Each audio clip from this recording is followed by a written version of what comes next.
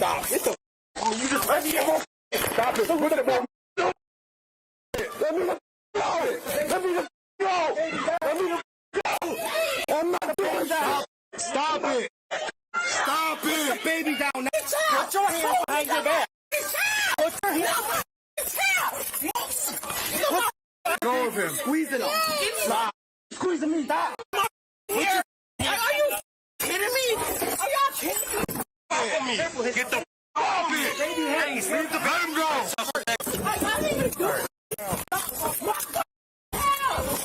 kidding me?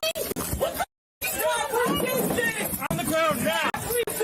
Stop, Christ. Stop. Kenosha Police. Stop, I got it. What is hey, what's here? Let go. Okay. Watch out. What is going on? What is going on? I'm confused.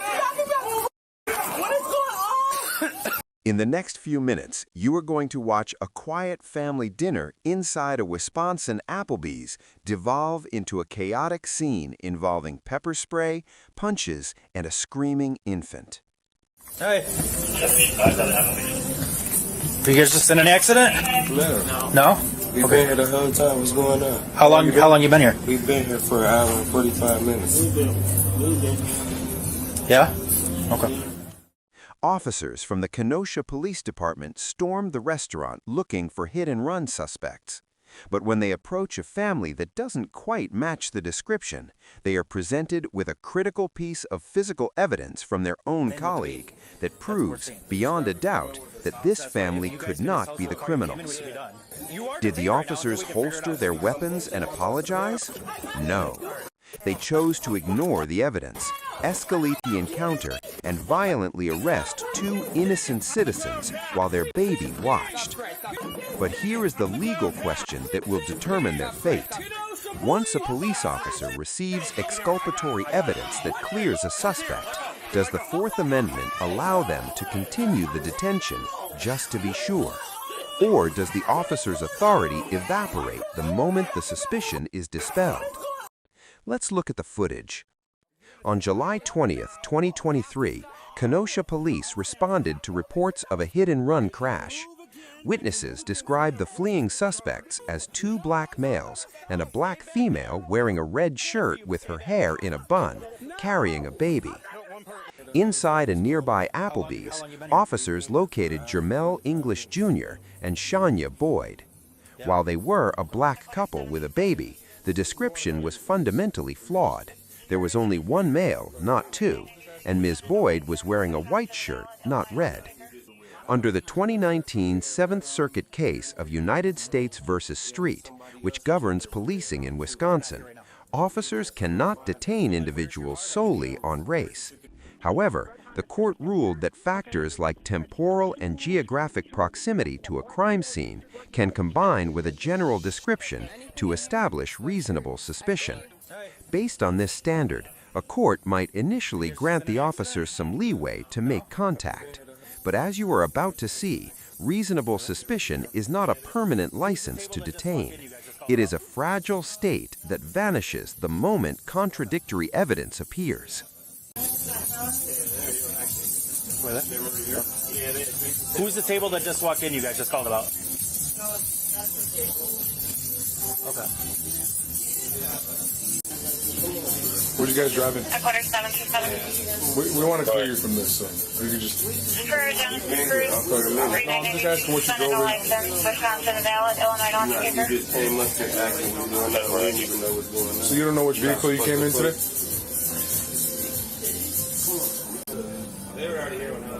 You guys got a car in the parking lot?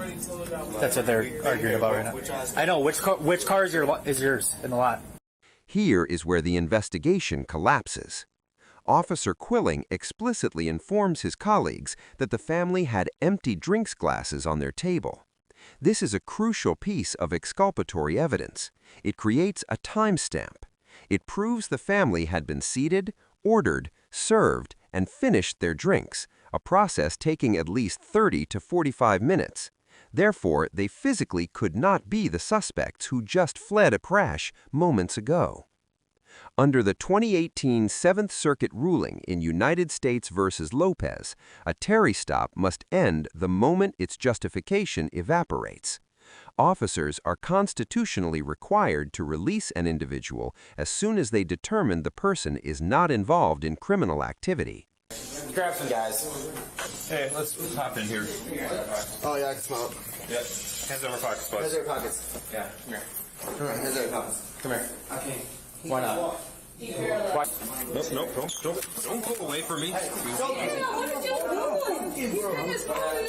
Keep your hands out of your pockets. I'm not going to tell you again, you understand? What happened? I got shot. You got shot? Like when? What you doing? Like years ago, 3 years ago. Okay. Why are you guys all hanging out in the bathroom? I was just using the bathroom. Who's in here? That's him. Hey, open the door, boss. Hey, I'm not with them. I'm not with them, boy. I'm not with them. Finish up. Yeah, we'll believe that. Yeah, there was an accident. By ignoring this timeline and continuing the detention, Officers Vences and Courtier are no longer conducting a lawful investigation. They are violating the Fourth Amendment. You'll be done. And if Mr. English attempts to walk away to change his son's diaper, the officers escalate to physical force. Officer Vences tackles a man holding an infant, and Officer Courtier deploys pepper spray against Ms. Boyd. Excuse me. We'll be done. Like, we don't gotta answer no questions. I already told y'all we've been here. You're gonna stay with my. No, I'm not gonna stay with nobody. Okay, then put your hands behind your back. I'm not gonna arrest. No, I gotta be the same. Stop. Get the. Oh, you just let me get. Stop it. Look at the ball. Let me go. Let me go. Let me go. I'm not doing that. Stop it. Stop it. Baby down now. Put your hands behind your back. Put your hands. Go with him. Squeeze it up. Stop. Squeezing me. Stop. Are you kidding me? Are y'all kidding me? Get the off it. Baby hands. Let him go. I need to do it. Are y'all kidding me? What the on the ground now. Stop, Christ. Stop. Kenosha Police. Give me the arm. I got it. What is Hey, Mark here. Let go. Okay. What is going on? What is going on? I'm confused. What is going on? The constitutionality of this violence is judged by the objective reasonableness standard from Graham v. Connor, 1989. While officers can use force to overcome resistance, that force must be proportionate. Tackling a father holding an infant when you have direct evidence of his innocence is the definition of unreasonable. He's in custody too. For resisting. The officers later charged the couple with resisting an officer under Wisconsin Statute Section 946.41. But there's a catch. In the case of State v. Lossman, 1984, the Wisconsin Supreme Court ruled that to be convicted of resisting, the officer must be acting with lawful authority. Since the detention became unlawful the moment they ignored the exculpatory evidence, the officers lost their lawful authority. Legally speaking, you cannot resist an officer who is violating the Constitution. Is that what you're calling the bathroom? Was a third person? I don't know about a third person. So, That's terrible. was there the three people come in? Arresting someone in the bathroom, and I never knew there was anyone in the bathroom. So I'm like, And if their incompetence wasn't already clear, moments later police found the actual hit-and-run suspects hiding in the restaurant's bathroom. For turning a routine inquiry into a civil rights disaster, the Kenosha officers receive an F. They failed investigating 101. They allowed confirmation bias to override direct evidence from their own colleague.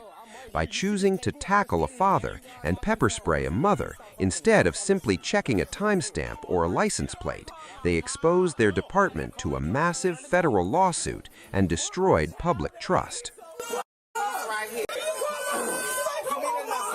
As for Mr. English and Ms. Boyd, we will not assign a grade.